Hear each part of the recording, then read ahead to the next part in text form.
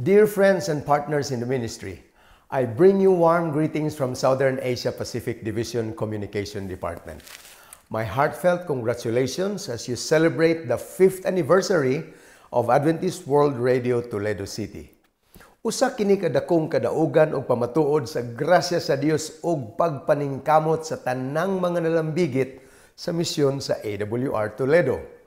Sa milabayng 5 ka mga tuig, ang AWR Toledo City nahimong iwag sa paglaom, sa pagsibya sa walay puas ng ebanghelyo ug nakadaog sa mga kasing-kasing ni adtong dili maabot gawas kon pinaagi sa Sibya. Ang inyong ministeryo milagpas sa mga babag, mitabok sa mga utlanan, nag-iwag sa gugma ni Kristo ngadto sa dulom nga mga Pinoyanan.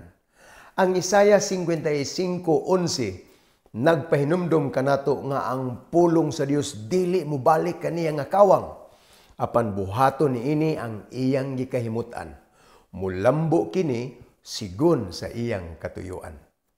Makasalig kita nga ang mga binhi sa kamatuoran nga inyong gisabwag magapadayon sa pagpamunga alang sa eternidad.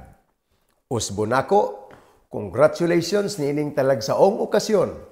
Ang Ginoo magpanalangin og magpalapad sa inyong maabot samtang inyong padayunon ang pagkatag sa iyang mensahe sa paglaom og kaluwasan. Dugang pa mga katuigan og kalampusan sa ministeryo. Ang Dios magpanalangin kanatong tanan.